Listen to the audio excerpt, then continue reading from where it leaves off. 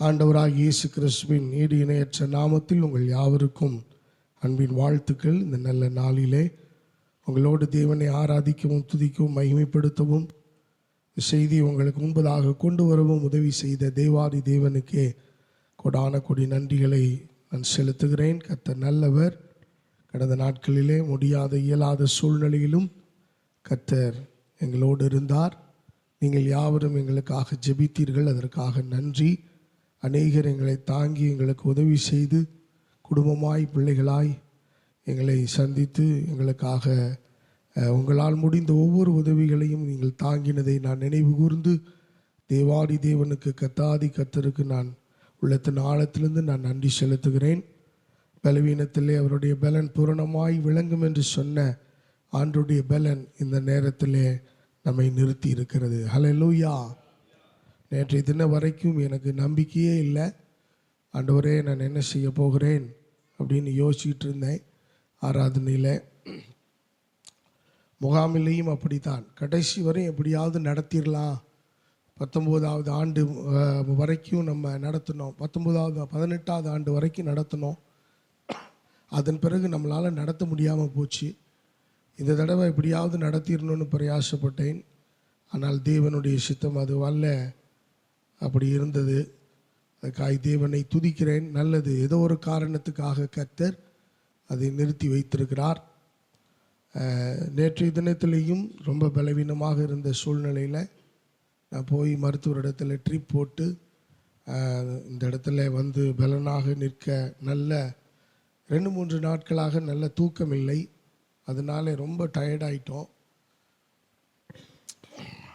கால்கள் உடல் வலி பலவீனங்கள். ஆனாலும் தேவன் இந்த இடத்துல நிறுத்தி இருக்கிறார். எவ்வளோ நேரம் நிற்க முடியும்னு எனக்கு தெரியல. பட் நான் தேவனுடைய செய்தியை ரத்தின சுருக்கமாக உங்கள் முன்பதாக வைக்க நான் வாஞ்சிக்கிறேன். வாசிப்போம். மீகா எழுதின தீர்க்கதரிசன புஸ்தகம் 2வது அதிகாரம் 13வது வசனத்தை வாசிக்க கேட்போம். மீகா 2வது அதிகாரம் 13வது வசனம். தடைகளை நீக்கி போடுகிறவர் அவர்களுக்கு முன்பாக நடந்து போகிறார். அவர்கள் தடைகளை நீக்கி வாசலால் உட்பிரவேசித்து கடந்து போவார்கள். அவர்கள் ராஜா அவர்களுக்கு முன்பாக போவார். கர்த்தர் அவர்கள் முன்னணியில் நடந்து போவார். வசனத்தின் மீது கைகளை வைப்போம். ஆண்டவன் நம்மோடு பேசட்டும். நல்ல பிதாவே, இந்த இடத்துல உம்முடைய பர்வதத்தில் வந்திருக்கிறோம். எங்களோடு நீர் பேசுகிற ஆவியானவர் உம்முடைய சத்தத்தை இந்த காலை வேளையில் துணிக்க பண்ண வேண்டும் என்று நான் வாஞ்சிக்கிறேன். ஆண்டவரே கர்த்தாவே, நீர் மனுஷர் பேசுகிற பிரகாரமாக அல்ல, நீர் வித்தியாசமாய் தேவன் பேசுகிற பிரகாரமாக பேசுகிற தேவன். உடைய சத்தத்தை இந்த இடத்துல அதிர பண்ணும். உடைய பிள்ளைகளுடைய வாழ்க்கையில் ஒரு மறுமலர்ச்சி உண்டாகட்டும். தேவாவியானுடைய ஆளுகைக்கு நாங்கள் ஒப்பு கொடுக்கிறோம். நீர் மகிமைப்படும். மனுஷன் அப்பத்தினால மாத்திரமல்ல, தேவனுடைய வாயிலிருந்து பிறக்கிற ஒவ்வொரு வார்த்தையினாலும் பிழைப்பான் என்று சொன்னது போல இந்த வார்த்தையின் மூலமாக எங்களை பிழைப்பூட்டும். ஆசீர்வதியும். இயேசுவின் நாமத்தில் பிதாவே, ஆமென். ஹல்லேலூயா. மீண்டுமாய் இந்த முதல் பகுதியை வாசிப்போம். தடைகளை நீக்கி போடுகிறவர் போதும். எனக்கு அருமையான தேவனுடைய பிள்ளைகள், இந்த காலை வேளையிலே தடைகளை நீக்கி போடுகிற தேவன் என்கிற தலைப்பின் கீழே உங்களோடு ஆவியானவர் நம்மோடு பேசுவாராக. நம்முடைய ஆண்டவர் தடைகளை நீக்குகிற கர்த்தர். நம்முடைய வாழ்க்கையிலே பல்வேறு விதமான தடைகள் உண்டு. அதிகமாய் நாம் ஒவ்வொரு நாளும் எதிர்கொள்ளுகிற ஒரு பயங்கரமான தடை, மன நிம்மதிக்காக போராடுகிறோம், பொருளாதாரத்துக்காக போராடுகிறோம், நம்முடைய வாழ்க்கையின் தேவைகள் சந்திக்கப்படுவதற்காக போராடுகிறோம்.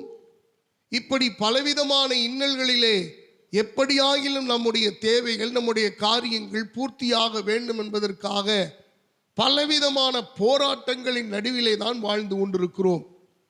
யாராவது ஒருவராவது நான் சந்தோஷமாய் மன நிம்மதியாய் ஆறுதலாய் எனக்கு ஒரு பிரச்சனையும் இல்லை, நான் எல்லா விதத்திலும் சமாதானமாய் சந்தோஷமாய் மன உளைச்சல் இல்லாமல் ஒவ்வொருவரோடும் சமாதானத்தோடு நான் வாழ்ந்து கொண்டிருக்கிறேன் என்று சொல்லுவதற்கு இங்கு எவரும் இல்லை.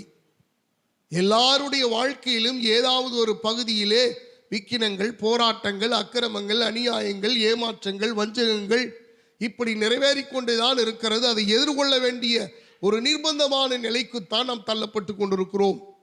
அன்பான கர்த்தருடைய பிள்ளைகளே, அப்ப வேதம் சொல்லுகிறது நமக்கு ஒருவர் உண்டு.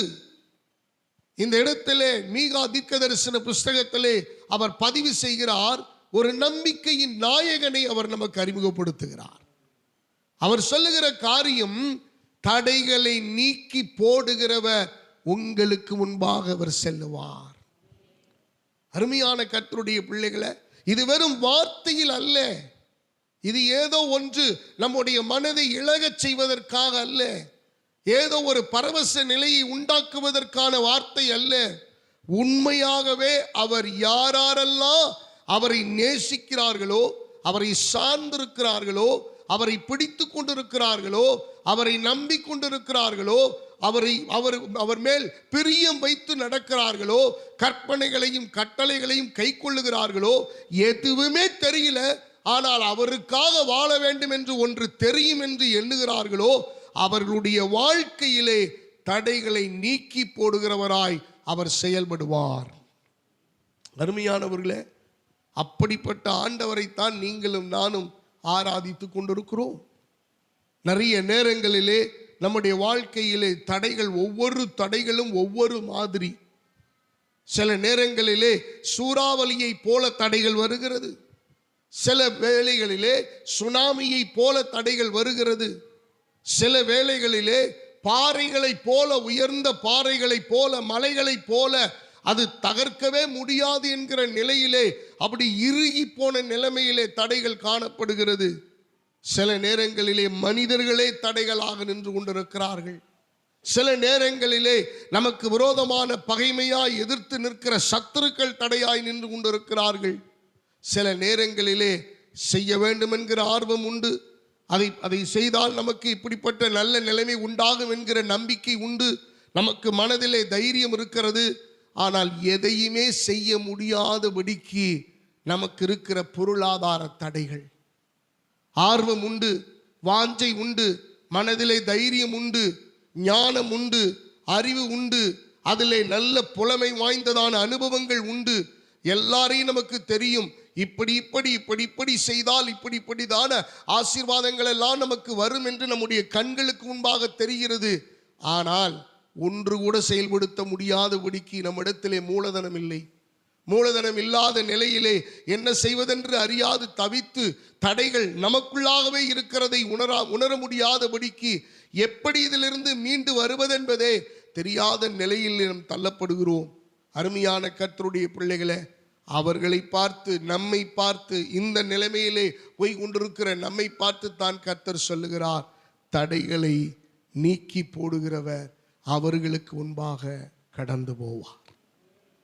அருமையான தேவ பிள்ளைகளே, நமக்கு முன்பாக ஒருவர் உண்டு என்பதை நீங்கள் மறந்து போக வேண்டாம். மீகா தீர்க்கதரிசி அறிமுகப்படுத்துகிற தேவனாகிய கர்த்தர் சாதாரணமானவர் அல்ல. ஒவ்வொருவரும் மாதிரி ஆண்டவரை அறிமுகப்படுத்துகிறார்கள். ஆனால் மீகா தீர்க்கதரிசி சொல்லுகிறார், தடைகளை நீக்கி போடுகிற ஆண்டவர் உண்டு. அருமையான தேவ பிள்ளைகளை, உங்களுடைய குடும்ப வாழ்க்கையில கூட பலவிதமான தடைகள் வரலாம், பலவிதமான இன்னல்கள். யாருக்குமே, எந்த குடும்பத்தாருக்குமே நடக்காத ஒன்று எனக்கு நடந்து கொண்டிருக்கிறது. இதுவரைக்கும் நான் இப்படிப்பட்ட ஒரு காரியங்களை நான் சந்தித்ததே இல்லை, இப்படி பார்த்ததே இல்லை. ஆனால் எனக்கு நடந்து கொண்டிருக்கிறது. அருமையான கர்த்தருடைய பிள்ளைகளை, ஒன்றை நினைவிலே வைத்துக் கொள்ளுங்கள். யாருடைய குடும்பத்திலும் போகாத ஆண்டவர் உங்களுடைய குடும்பத்துக்குள்ளே வந்திருக்கிறார். அவர்தான் தடைகளை நீக்கி போடுகிற கர்த்தர். உங்களுடைய குடும்பத்திலே சமாதானம், உங்களுடைய குடும்பத்திலே மனரம்யத்தை, உங்கள் குடும்பத்திலே ஆறுதலை, உங்கள் குடும்பத்திலே தேறுதலை, உங்கள் குடும்பத்திலே விடுதலையை, உங்கள் குடும்பத்திலே இல்லாமையை இருக்கிறவைகளாக மாற்றுகிற ஒருவர் மட்டுமே உண்டு. அவர்தான் தடைகளை நீக்கி போடுகிறவர். உள்ளத்தின் ஆழத்திலிருந்து நீங்கள் சொல்லிக்கொண்டே இருங்கள், அவன் உச்சரித்து கொண்டே இருங்கள், ப்ரொனவுன்ஸ் பண்ணி கொண்டே இருங்கள். தடைகளை நீக்கி போடுகிற தேவன் எனக்கு உண்டு. எனக்கு முன்பாக தடைகளை நீக்குகிறவர் போய் கொண்டிருக்கிறார். நான் வெறுமையாக போகவில்லை. என்னுடைய பயணம் தனிமையான பயணம் அல்ல. என்னுடைய பயணம் நான் தனிமையாய் நின்று கொண்டிருக்கிறது ஒரு காரியம் அல்ல. நான் என் குடும்பமாய் தனியாய் அழுது கொண்டிருக்கிற நேரம் அல்ல. என் தேவன் எனக்கு முன்பாக கடந்து போய் கொண்டிருக்கிறார். என் கண்ணீரை துடைக்கிறவர், என்னை வாழ வைக்கிறவர், என்னை தெரிந்து கொண்டவர், என்னை ஆசீர்வதிக்கிறவர், என்னை மேன்மைப்படுத்துகிறவர், என்னை வேறு பிரித்த கர்த்தர், இதுவரைக்கும் என்னை நடத்தி வந்த இம்மானுவேலர், இனிமேலும் என்னை நடத்துவேன் என்று வாக்குரைத்த அந்த சர்வ வல்லமையுள்ள தேவனாகிய கர்த்தர் தடைகளை நீக்கி போடுகிறவராய் உங்களுக்கு முன்பாக எனக்கு முன்பாக கடந்து போய் கொண்டிருக்கிறார். அல்லேலூயா. சில நேரங்களில் நம் நினைவிலே வைத்துக் கொள்ளுகிறோம், இதை சரி பண்ணவே முடியாது பாஸ்டர், இது அவ்வளவுதான், இவ்வளவுதான், வாய்ப்பே கிடையாது. அருமையான கர்த்தருடைய பிள்ளைகளை, தேவனிடத்தில் அப்படி சொல்லிவிடாதீர்கள். மனிதனிடத்தில் சொன்னா பரவாயில்ல, ஆனால் தேவனிடத்தில் நீங்கள் அப்படி அறிக்கையிட்டு விடாதீர்கள். எந்த ஒரு காரியத்தையும் மாற்றுவதற்கு சகல அதிகாரமும் வல்லமையும் படைத்தவர் நம்முடைய ஆண்டவர். எனக்கு அருமையான தேவ பிள்ளைகளை, அவர் ஒன்றை இல்லாமல் ஆக்கவும் முடியும், இல்லாதவைகளை இருக்கிறது போல கொண்டு வந்து சேர்க்கவும் அவரால் முடியும். எனக்கு அருமையானவர்களே, ஆகவே ஒரு சில காரியங்களை உங்களோடு கூட நான் பகிர்ந்து கொள்ள நான் வாஞ்சிக்கிறேன்.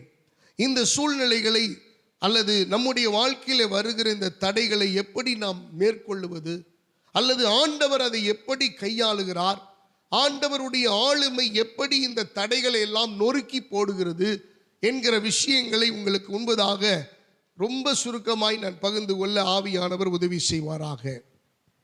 முதலாவது காரியம், யாத்திராகமத்தின் புஸ்தகம் 9வது அதிகாரம் 23 28 வரைக்கும் உள்ள வசனங்களை நீங்கள் வாசித்து பாருங்கள். 28வது வசனத்தை மட்டும் இப்ப வாசிங்க. இது போதும்,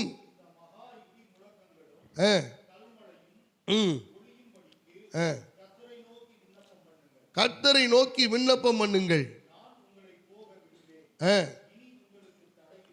இனி உங்களுக்கு தடை இல்லை என்றான். எனக்கு அருமையான தேவனுடைய பிள்ளைகளை, நாம் எல்லாருக்கும் தெரிந்ததான அறிமுகமான வேத பகுதி யாத்திராகம புஸ்தகத்திலே நாம் பார்க்கிறோம். இஸ்ரவேல் ஜனங்கள் 430 வருஷ காலம் அடிமைத்தனத்தில் இருக்கிறார்கள். இந்த அடிமைத்தனத்தில் இருந்துதான இஸ்ரவேல் ஜனங்களை விடுவிப்பதற்காக மோசே என்கிற ஒரு மனிதனை கர்த்தர் 80 ஆண்டுகளாக பயிற்றுவித்து அவனை ஆண்டவர் பாதுகாத்து வழிநடத்தி, ஆடுகளின் பின்னே 40 வருடங்கள் அவர் பேலஸ்ல வச்சு அரண்மனையிலே வைத்து வாழ வைத்து எல்லா கலைகளையும் கற்று தேர்ந்த பிறகு இந்த 80 ஆண்டுகளுக்கு பிறகு மறுபடியும் இந்த இஸ்ரவேல் ஜனங்களை காப்பாற்றுவதற்கென்று அவர் எகிப்துக்கு கொண்டு போகிறார். எகிப்துக்கு கொண்டு போனால் அங்கே பார்வோன், யோசேப்பை அறியாத பார்வோன் ஒருவன் எழும்பி நிற்கிறான். அந்த பார்வோன் வெளியில ஜனங்களை போக விடாதபடிக்கு என்னென்னலாம் செய்யணுமோ அப்படியெல்லாம் பலவிதமான தடைகளை உண்டாக்கி கொண்டிருக்கிறான். ஆண்டவர் பார்த்தார், மோசேயினிடத்திலே சொல்லுகிறார், மோசே 10 வாதைகளை நான் ஏற்படுத்த போகிறேன். எனக்கு அருமையானவர்களே, 10 வாதைகளை, I'm going to do 10 kinds of plagues against Egypt. எகிப்துக்கு விரோதமாய் 10 வாதைகள் எழும்ப போகிறது. இந்த 10 வாதைகளிலும் ஒரு வாதைகளும் உன்னுடைய கோசே நாட்டிலே இருக்கிறதான ஒருவரையும் ஒன்றும் செய்யாது. இந்த 10 வாதைகளிலே அவன் இருதயத்தை கடினப்படுத்துவேன், நானே கடினப்படுத்துவேன் என்று சொல்லுகிறார். வாதைகள் ஆரம்பமாகிறது. ஒவ்வொரு வாதைகளுக்கு பின்பதாக நீங்கள் வாசித்து பாருங்கள், அவன் எக்ஸ்கியூஸ் பண்றான், ஐயோ நான் தப்பு பண்ணிட்டேன், நான் மிஸ்டேக் பண்ணிட்டேன். இப்போ ஜனங்கள் நீங்க என்ன பண்ணுங்க, நீங்க பிள்ளைகளை மாத்திரம் விட்டுட்டு நீங்க மட்டும் பெரியவங்க மாத்திரம் போயிட்டு வாங்க அப்படிங்கிறான். அப்புறம் நீ மிருக ஜீவன்கள் எல்லாம் இருக்கட்டும், நீங்களாம் போயிட்டு வாங்க அப்படிங்கிறான். அப்புறம் இந்த கர்ப்பிணிகள் பெண்கள் எல்லாம் கூட்டிட்டு போனீங்கன்னா ஐயோ பாவம் ரொம்ப கஷ்டப்படுறாங்க, அவங்களெல்லாம் எடுத்துட்டு போங்க, வயசானவங்களை எல்லாம் விட்டுட்டு போங்க, நீங்க மட்டும் போயிட்டு வாங்க அப்படின்னு. பெண் பிள்ளைகள் எல்லாம் இருக்கட்டும், நீங்களாம் போயிட்டு வாங்க. இப்படி சாக்கு போக்கு ஒவ்வொரு முறையும் சொல்லி கொண்டிருந்தவன் இந்த பிளேக்ஸ் ஆஃப் 8வது வாதை ஒன்று வருகிறது பாருங்க. எட்டாவது வாதை. இப்ப நம்ம வாசித்தது எட்டாவது வாதை. 7 வாதைகள் முடிந்து போனது. 7 வாதைகள் வரைக்கும் பார்வோனுடைய இருதய கடினத்தினுடைய உச்சம் கொஞ்சம் நஞ்சம் அல்ல. ஆனால் 8வது அந்த வாதையிலே ஆண்டவருடைய வார்த்தை அவன் இருதயத்தை அவனை கடினப்படுத்தி இருந்தாலும் ஒரு பாசிட்டிவ் ஆன்சர், ஒரு நேர்மறையான பதில் யார்கிட்ட இருந்து தெரியுமா கர்த்தர் கொண்டு வர்றாரு? எவன் பகைத்தானோ, எவன் தடையா இருந்தானோ அந்த தடையை கொண்டே கர்த்தர் ஒரு நேர்மறையான பதிலை தம்முடைய ஜனங்களுக்கு வெளிப்படுத்துகிறார். அல்லேலூயா. நல்ல கவனிங்க. இனி தடை இல்லப்பா அப்படின்னு ஆண்டவர் சொல்றது ஒரு பக்கம், அவர் சொன்னார்னா சொன்னதுதான். ஆனா எதிரிகிட்ட இருந்து, பகைவர்கிட்ட இருந்து, பார்வோன்ட்ட இருந்து ஒரு வார்த்தை நேர்மறையா வர வச்சார் பாருங்க ஆண்டவர். அங்கதான் நம்முடைய ஆண்டவருடைய மகிமையின் வேலை இருக்கிறது. அருமையானவர்களே, இந்த 8வது வாதை கல்மலை. ஆண்டவர் முன்னாடியே சொல்லிட்டார், அப்பா கோசே நாட்டில் இருக்கிற ஆடு மாடு மிருக ஜீவன்கள், வேலைக்காரன் வேலைக்காரி, யாரும் முடியாதவன் முடிஞ்சவன் எல்லாத்தையும் வீட்டுக்குள்ள தள்ளிடு, ஒருத்தனும் வெளியில இருக்க வேணாம். ஏன்னா பயங்கரமான கல்மலையும் அக்கினி மலையும் வானத்திலிருந்து நான் வர்ஷிக்க பண்ண போறேன். வெளியில எது இருந்தாலும் அது துவம்சம் பண்ணிடும் அப்படின்ட்டார். அன்பான கர்த்தருடைய பிள்ளைகளை, நடந்த சம்பவம் அதுதான்.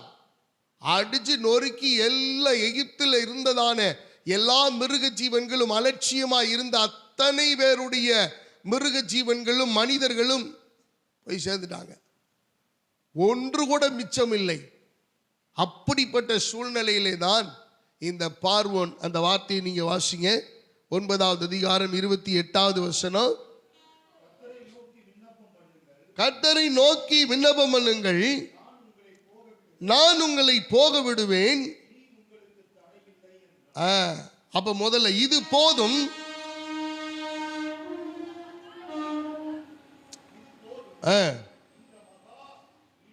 இடி முழக்கங்களும் கல்மழையும்.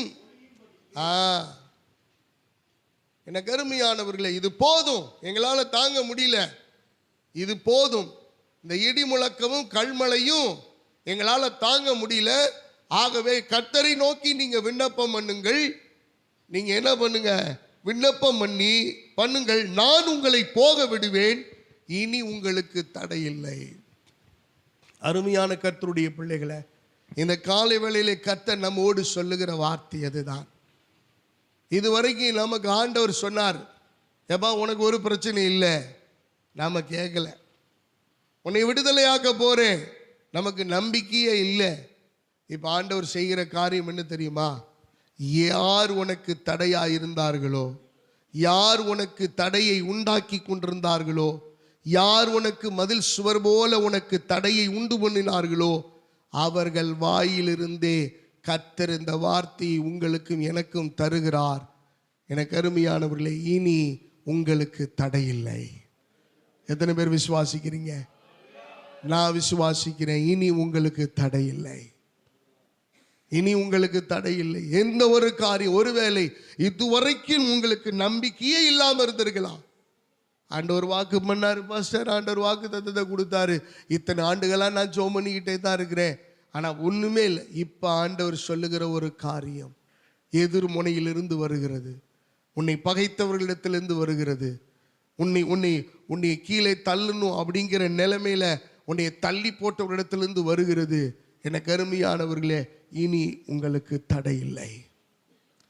உங்களை நான் போக விடுவேன், இனி தடையே கிடையாது உங்களுக்கு. தடைகளை நீக்கி போடுகிற ஆண்டவர் இஸ்ரவேல் ஜனங்களுக்காக எப்படியெல்லாம் அவர் அற்புதத்தை செய்கிறார் என்று கொஞ்சம் பாருங்க. நமக்கு நம்முடைய ஆண்டவர் நிறைய நேரங்கள்ல, ஐயோ இது நடக்கலையே ஆண்டவரே, இது செய்ய முடியலையே ஆண்டவரே, விடுவிக்க முடியலையே. 430 வருஷ காலத்தை விட அந்த கொஞ்ச காலம் அவர்களுக்கு நடந்த உபத்திரவம் கொஞ்சம் நஞ்சம் இல்லை. விடுதலையாயிருந்தவர்கள் பலவிதமான உபத்திரவங்களை, பலவிதமான நெருக்கங்களை, பலவிதமான போராட்டங்களை, பலவிதமான அவமானங்களை, நிந்தைகளையும் பிள்ளைகள் முதற்கொண்டு அவர்கள் அதை சகிக்க முடியாதபடிக்கு, அவர்கள் தாங்க முடியாதபடிக்கு வேதனைப்பட்டு கொண்டிருக்கிறார்கள்.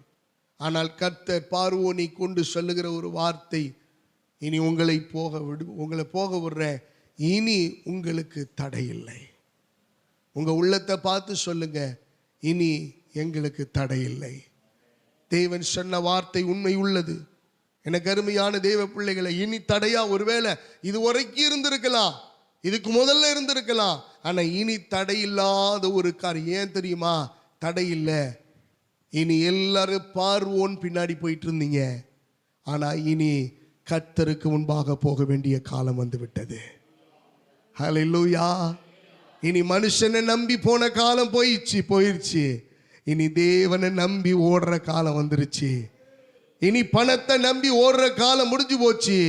இனி இயேசு ஒருவர் தான் எனக்கு எல்லாம் என்கிற நம்பிக்கையோடு ஓடுகிற ஒரு காலம் வந்து விட்டது. ஹல்லேலூயா. எனக்கு அருமையான தேவ பிள்ளைகளை, இவர்கள் பார்த்து கொள்ளுவார்கள், அவர்கள் பார்த்து கொள்ளுவார்கள் என்கிற நம்பிக்கை எல்லாம் அற்று போயிற்று.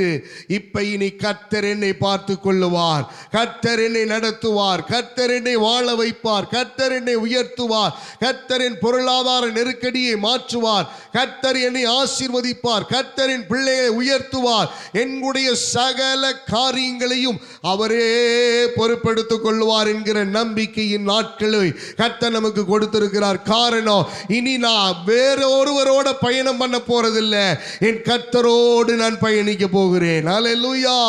எனக்கு முன்பாக போகிறவர் கர்த்தர், என் தடைகளை நீக்குவார்.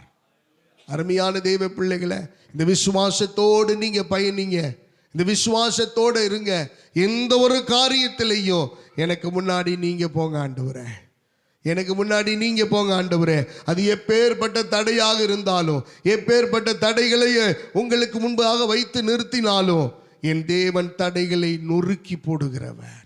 அவருக்கு முன்பாக எதுவும் எதிர்த்து நிற்க முடியாது. எனக்கு அருமையான தேவ பிள்ளைகளை, அப்ப நல்ல கவனிங்க. இந்த 10 வாதைகள்ல 8வது வாதைகள் இப்படியாயிருந்தது. 8வது வாதையில் இவன் கன்ஃபஸ் பண்றான். உடனே சரியாயிருச்சா? இல்லை. இன்னும் எத்தனை வாதைகள் இருக்கு? இன்னும் 2 வாதைகள் கிராஸ் பண்ணணும். ஆண்டவர் சொன்னது போல இந்த 2 வாதைகளையும் இப்ப சொல்லிட்டு இவங்க போய் ஜெபம் பண்ணிட்டாங்க. ஜெபம் பண்ணோன்னு அந்த கல்மலை நின்றுச்சு, இடிமுழக்க நின்றுச்சு. ஆனா மறுபடியும் பார்வோனுடைய இருதம் கடினமானது. எனக்கு அருமையான தெய்வ பிள்ளைகளை, அடுத்த 2 வாதைகள், மோசே நீ போய் பார்வோனுக்கு முன்னாடி நீ நிற்காதன்ட்டார் ஆண்டவர். நீ பார்வோனுக்கு முன்னாடி போய் நிற்காத, அவன் கூப்பிடுவான், அவன் ஆள் அனுப்புவான், நீ போகாத அப்படின்ட்டாரு. அருமையானவர்களே, 10வது வாதை நாம் யாவருக்கு தெரிந்தது. தலைச்சன் பிள்ளைகள் சங்கரிப்பு, தலைச்சன் பிள்ளைகளுடைய சங்காரம். தலைச்சன் பிள்ளைகள்னா மூத்த பிள்ளைகள். எகிப்தில் இருந்த எல்லாருடைய மூத்த பிள்ளைகளையும் அடிச்சு கொண்டுட்டார் சங்கார தூதன் மூலமாய்.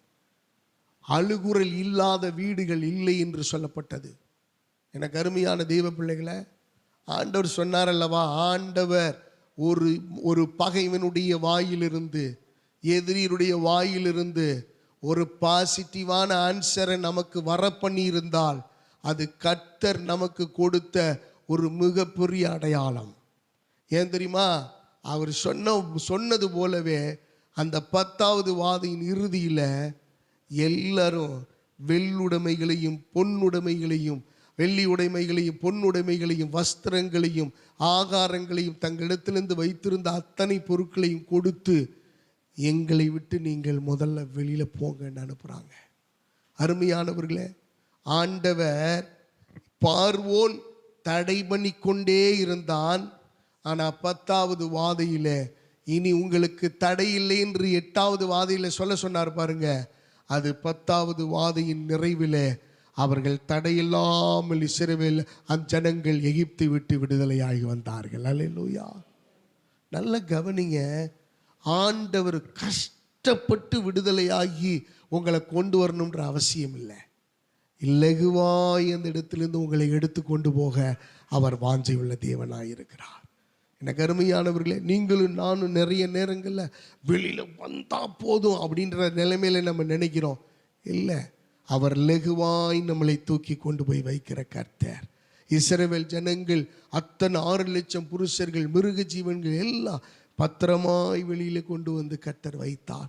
அன்பான கர்த்தருடைய பிள்ளைகளை, ஒருவேளை உங்களுடைய வாழ்க்கையில எல்லா பகுதிகளும் கடினமாக இருக்கலாம், எல்லா சூழ்நிலையும் கடினமாக இருக்கலாம், லகுவான எந்த பதிலும் உங்களுக்கு வராமல் இருக்கலாம். ஆனால் கர்த்தர் சொல்லுகிறார், இனி உங்களுக்கு தடை இல்லை. இந்த வசனத்தை விசுவாசிங்க. யாத்திராகமம் 9வது அதிகாரம் 28வது வசனத்தில் சொல்லப்பட்ட வார்த்தையின்படி உங்களுக்கு இனி தடை இல்லை. ஆண்டவர் தடையில்லாதபடிக்கு உங்களை ஆசீர்வதிக்க அவர் போதுமான தேவன். இரண்டாவதாக 1 சாமுவேலின் புஸ்தகம் 14வது அதிகாரம் 6வது வசனத்தை வாசிப்போம். 1 சாமுவேல் புஸ்தகம் 14வது அதிகாரம் 6வது வசனம்.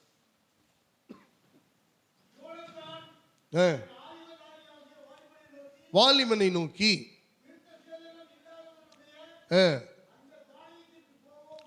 வா,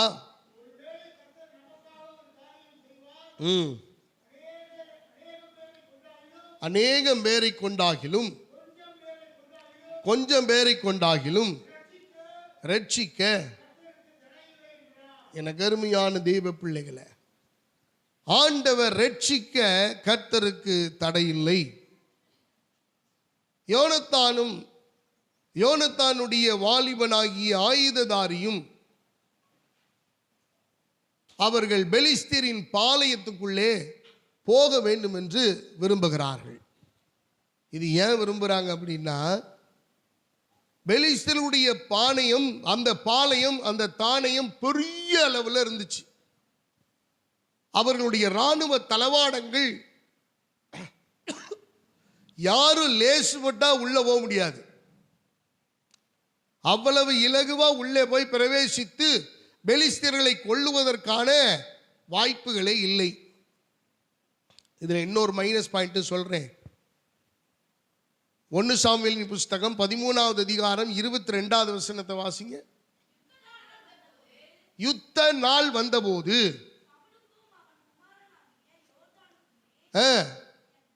நல்ல யோனத்தானுக்குமே என்று யோனத்தானோடும் ஒருவர் கையிலும் பட்டயமும் ஈட்டியும். கொடுமையை பார்த்தீங்களா? யுத்த நாள் வந்துருச்சு, இவங்க யாருடைய கையிலுமே என்ன இல்லை? பட்டயமும் இல்லை, ஈட்டியும் இல்லை. எங்க போய் யுத்தம் பண்றது? நமக்கு பட்டயமும் ஈட்டியும் இருந்தாலே யுத்தம் பண்றதுக்கு நமக்கு சிரமம்.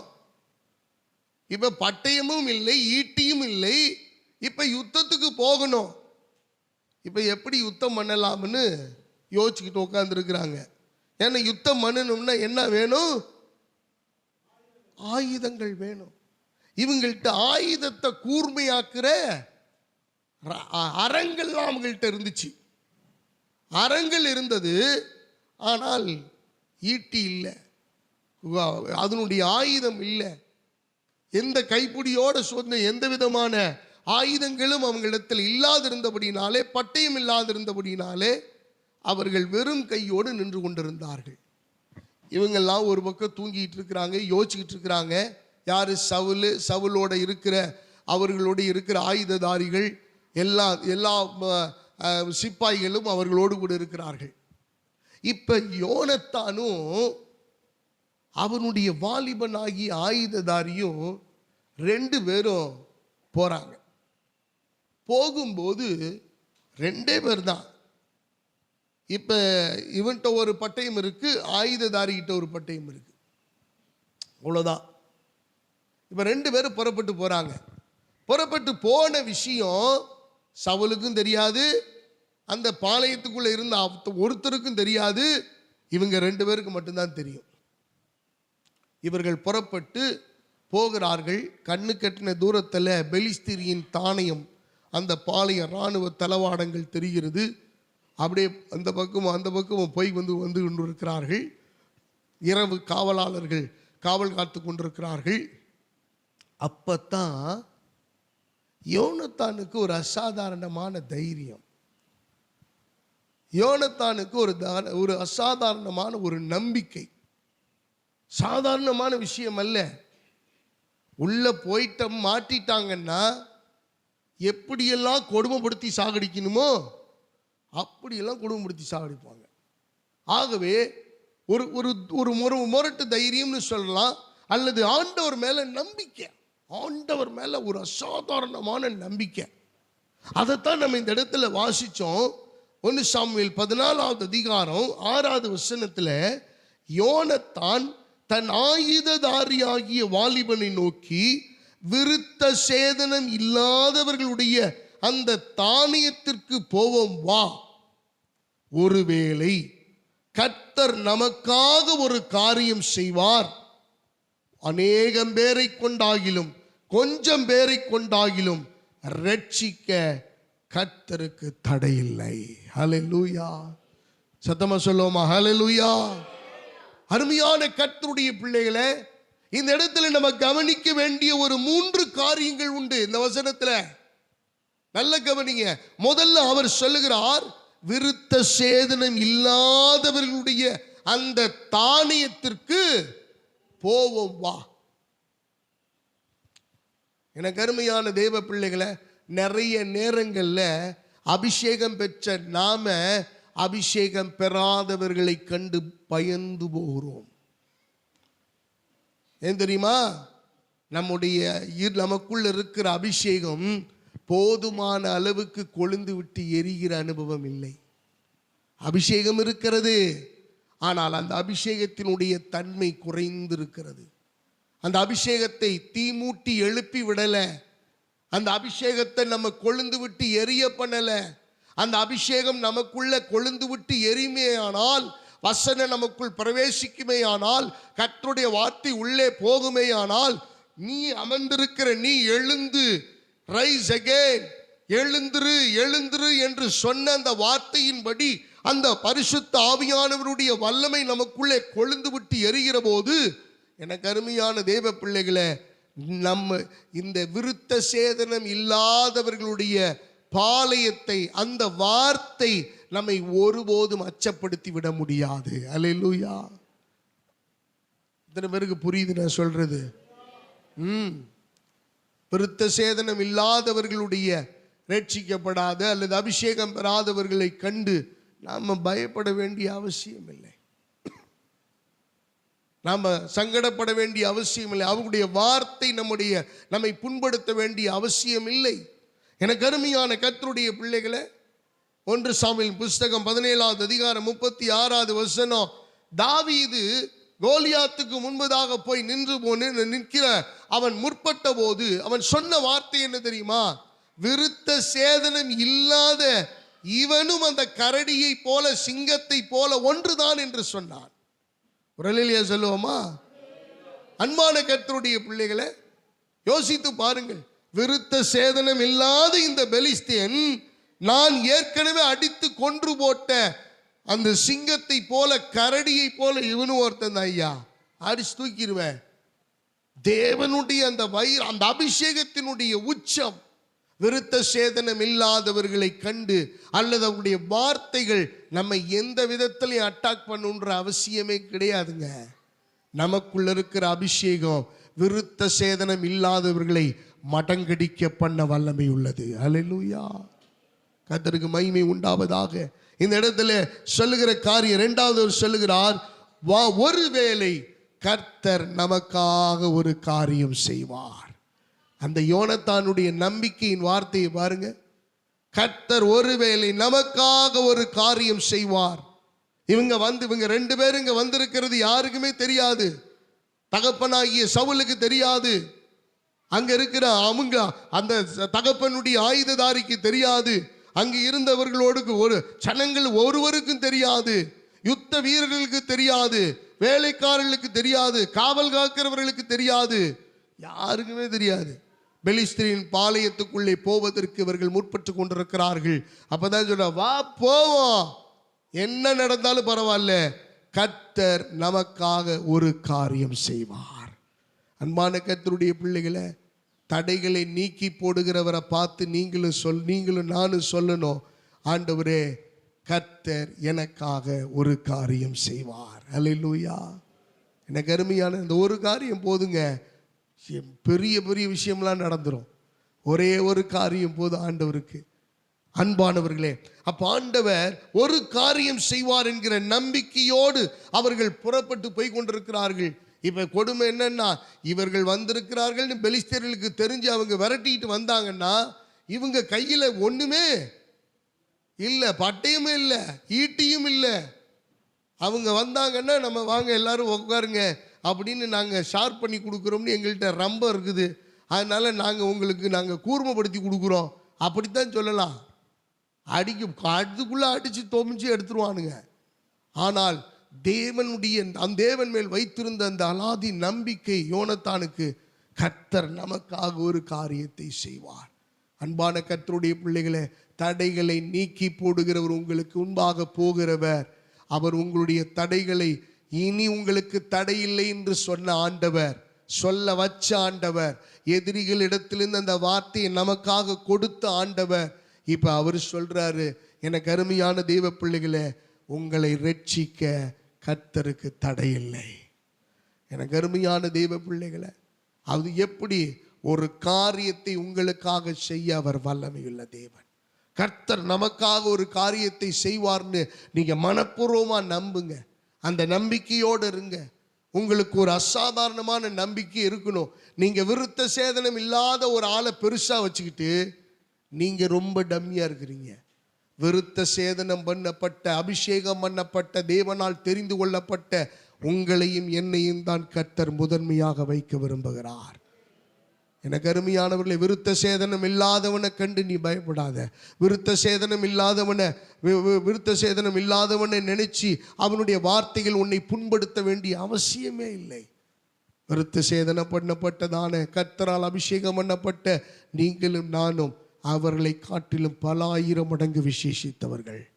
எனக்கு அருமையான கர்த்தருடைய பிள்ளைகளை, இந்த இடத்துல அவர் சொல்ற மூணாவது ஒரு விஷயத்தை சொல்றாரு, அநேகம் பேரை கொண்டாகிலும் கொஞ்சம் பேரை கொண்டாகிலும் கர்த்தருக்கு ரட்சிக்க கர்த்தருக்கு தடை இல்லை என்றான். எனக்கு அருமையானவர்களே, ஆண்டவருக்கு தடையே கிடையாது, ரட்சிக்க தடையே கிடையாது. அவர் லகுவாய் மாற்றுகிற கர்த்தர். கொஞ்சமே நம்ம நிறைய வேலையில் நினைக்கிறோம், ஆண்டவர் இவ்வளோ இருந்தால் தான் இதெல்லாம் நான் செய்ய முடியும், இவ்வளோ இருந்தால் தான் இவ்வளோ செய்ய முடியும். இல்லை அருமையான தேவ பிள்ளைகளை, கொஞ்சம் பேரை கொண்டாகிலும் அநேகம் பேரை கொண்டாகிலும் இந்த காரியத்தை செய்வது லேசான காரியம். நீங்கள் சொல்கிறதுக்கு நேரம் இல்லை. நீங்கள் வீட்டில் போய் அந்த படித்து பாருங்கள். 1 சாமுவேலின் புஸ்தகம் 14வது அதிகாரம் 13லிருந்து நீங்கள் படித்து பாருங்கள். 14வது அதிகாரம் இறுதியில் யோனத்தான் அப்படி போகிறான், பாளையத்துக்குள்ளே போகிறார்கள். போகும்போது ஆண்டவர் அவங்க கையில் ஒப்பு கொடுத்துட்டார். அடையாளத்தோடு போகிறான், ஒப்பு கொடுத்துட்டாரு. ஒப்பு கொடுத்துட்டு இந்த பட்டயத்தை வச்சு வெட்டிக்கிட்டே போறான். பின்னாடி ஆயுததாரியும் அவன் பின்னாக வெட்டி கொண்டே போனான். இப்படியாக பாளையத்திலே பெலிஸ்தியர்கள் வெட்டுண்டு மடிந்து போனார்கள். என்ன நடக்குது அங்க, சத்தம் பயங்கரமா இருக்கே அப்படின்னு யோனத்தானுடைய அப்பா சவுல் கேட்கிறார். என்னப்பா இப்படி நம்மெல்லாம் அந்த பக்கம் யாரு நம்ம ஆட்கள் போகலை, என்ன சத்தம் பயங்கரமா இருக்கு அப்படின்னு.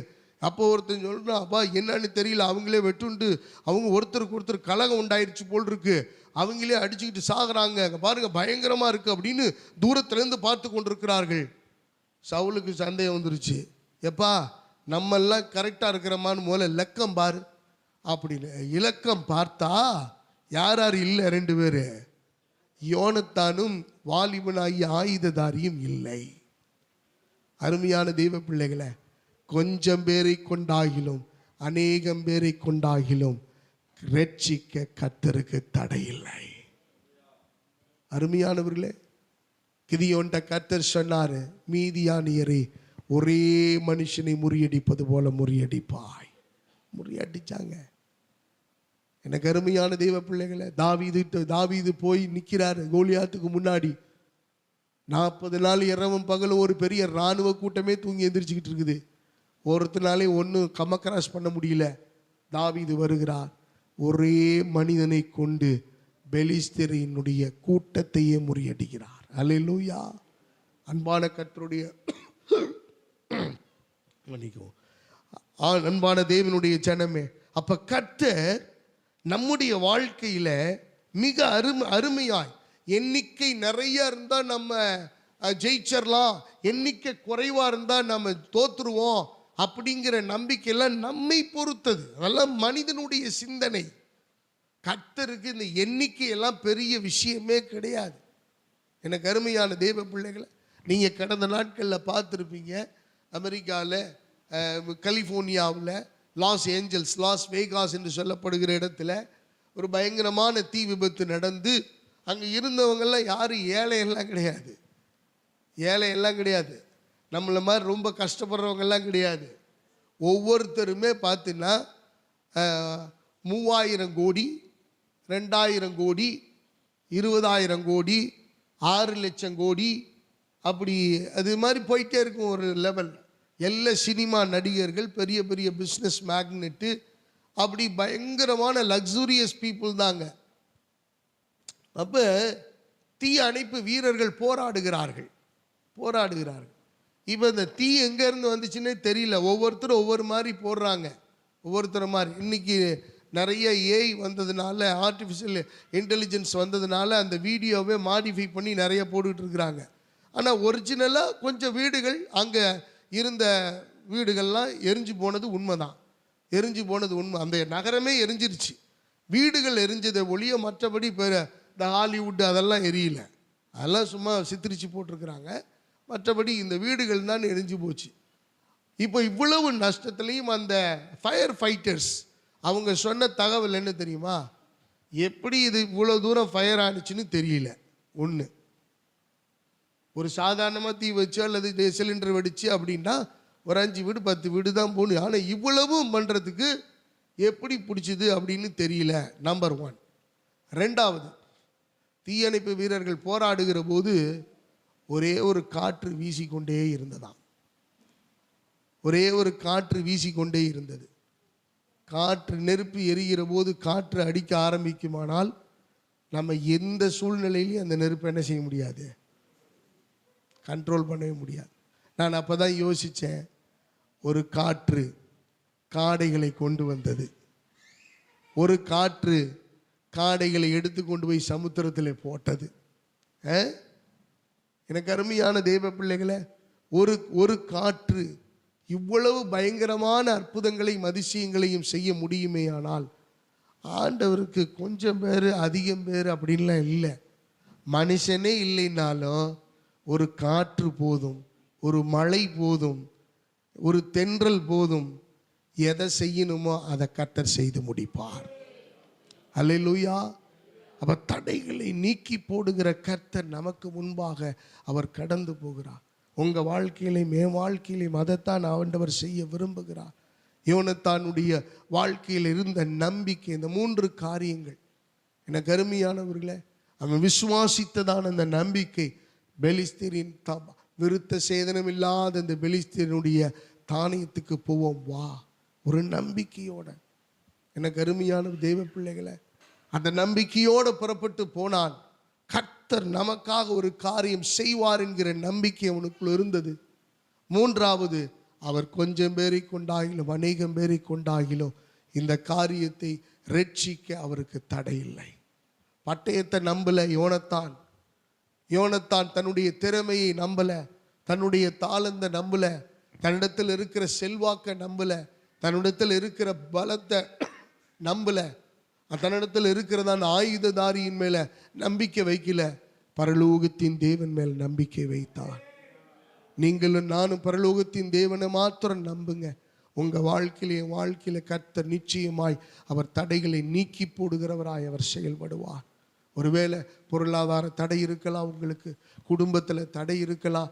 நான் நினைச்சதெல்லாம் நடக்கலை பாஸ்டர், எப்படியோ வாழணும்னு இருந்தேன், என் வாழ்க்கையே சூன்யமாய் போனது போல இருக்குது, இல்லை, அருமையான தெய்வ பிள்ளைகளை, கர்த்தருக்கு முன்பதாக அப்படி சொல்லாதீங்க. கர்த்தர் நல்லவர், கர்த்தர் நல்லவர். இப்பையும் உங்களுக்கு முன்னாடி அவர் போயிட்டு இருக்கிறார், உங்களுக்கு முன்னாடி போயிட்டு இருக்கிறார். எதுக்கு தெரியுமா? அந்த இருதய கடினங்களை எல்லாம் உடைப்பதற்காக. உங்களுக்கு முன்பதாக இருக்கிற அந்த மதில் சுவர் போல நின்றிருக்கிற அந்த மதில் சுவரை உடைப்பதற்காக ஆண்டவர் தடைகளை நீக்கி போடுவார். இஸ்ரவேல் ஜனங்களுக்கு முன்பாக சிவந்த சமுத்திரம் தடையாக இருந்தது, தடையாக நின்று கொண்டிருந்தது. என்ன செய்ய போகிறோம்? மோசேக்கே தெரியல. ஆண்டவரே, what I am going to do? Israel ஜனங்கள் எல்லாம் கூட்டிட்டு வர சொல்லிவிட்டீங்க, இப்போ சிவந்த சமுத்திரம் இருக்கு, பின்னாடி அவன் துரத்திக்கிட்டு இருக்கிறான், என்ன ஆண்டவரே நான் பண்றது? ஏப்பா, உன் கையில் என்னப்பா இருக்கு? கோல் இருக்கு, நீட்டுப்பா.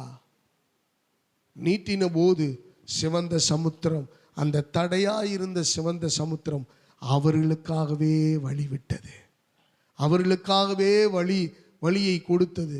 அருமையான தெய்வ பிள்ளைகளை, இப்போ போய் நீங்கள் நீட்டுங்க சிவந்த சமுத்திரத்தில், எங்கே கடக்கிறோம்னே தெரியாது, எங்கே மூழ்கிறோம்னே தெரியாது. எனக்கு அருமையான தெய்வ பிள்ளைகளை, ஆண்டவர் அந்த நேரத்தில் அந்த சிவந்த சமுத்திரத்தின் தடையை நீக்க வேண்டும் என்று அவர் தீர்மானித்து வைத்திருந்தார். தீர்மானித்தபடியே இரண்டாக பிளந்து அவர்கள் சமுத்திரத்தை கடந்தார்கள். எப்போ திறந்து எப்போ மூடணுங்கிறத கர்த்தர் டிசைட் பண்ணியிருந்தார். ஹல்லேலூயா. அருமையான கர்த்தருடைய பிள்ளைகளை, நான் இப்பவும் ஒரு வார்த்தை சொல்கிறேன். உங்களுக்கு முன்பாக அவர் கடந்து போயிட்டு இருக்கிறார். நம்பிக்கையோடு நீங்கள் போங்க, நம்பிக்கையோடு போங்க. உங்களை ரொம்ப காயப்படுத்தி, உங்களை ரொம்ப துரத்தி, உங்களை ரொம்ப வேதனைப்படுத்தா உங்களை காப்பாற்றிட்டு உங்களுக்கு பின்னாடி யாரை மூழ்கடிக்கணும்னு நினைக்கிறாரோ அவங்கள மூழ்கடிச்சிடுவார். நான் சொல்கிறது எத்தனை பேர்த்துக்கு விளங்குதுன்னு தெரியல. நீங்கள் தைரியமாக போங்க, கர்த்தர் உங்களோட போகிறாரு. உங்களை மூழ்கடிக்கணும், உங்களை இல்லாமல் ஆக்கணும், உங்களை பரியாசம் பண்ணணும்னு நினைக்கிறாங்கல்ல, உங்களை கரை சேர்த்துருவார். மூழ்கடிக்க வேணும்னு அவர் தீர்மானம் பண்ணினவங்களை சிவந்த சமுத்திரத்தில் அவர் மூழ்கடிப்பார். நீங்கள் கரையில் நின்று தான் பார்ப்பீங்க அவங்கள. ஆண்டவர் அப்படி செய்வாராக. கண்களை மூடி தேவ சமூகத்தில் ஆண்டவர்கிட்ட சொல்லுங்க, தடைகளை நீக்கி போடுகிறவர் எனக்கு முன்பாக சென்று கொண்டிருக்கிறார். தடைகளை நீக்கி போடுகிறவர் எனக்கு முன்பாக சென்று கொண்டிருக்கிறார். எல்லா அறிக்கையிடுவோமா? எல்லா அறிக்கையிட்டு சொல்லுங்க. தேவ சமூகத்தில் ஒரு விஷயம் நம்மை தாழ்த்தி ஒப்பு கொடுத்து, ஆமீன். தடைகளை நீக்கி போடுகிறவர் அவர் ஒருவரே. மனுஷன் நீக்கி போட முடியாதுங்க. சிவந்த சமுத்திரத்தை திறந்தவரும் அவர்தான், மூடினவரும் அவர்தான். இன்னைக்கு உங்களுக்காக அவர் வழியை திறக்க போறவரும் அவர்தான், உங்களுக்காக அவர் வழியை அடைக்க போறவர் அவர்தான். ஓ, கர்த்தர் நல்லவர், கர்த்தர் நல்லவர்.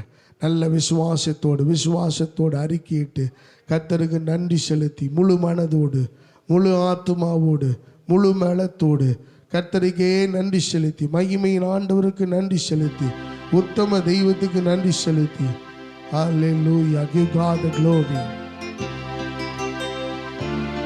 ஆண்டவரே,